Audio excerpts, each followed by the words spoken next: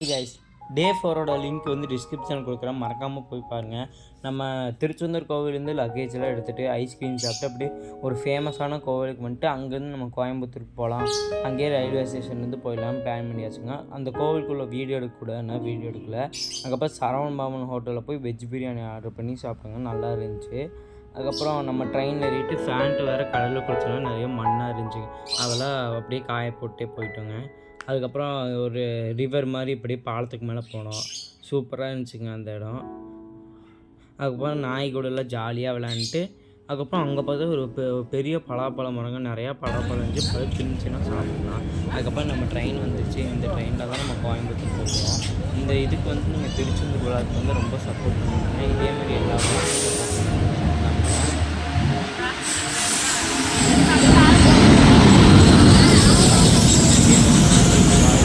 Share பண்ணுங்கள், subscribe பண்ணுங்கள்.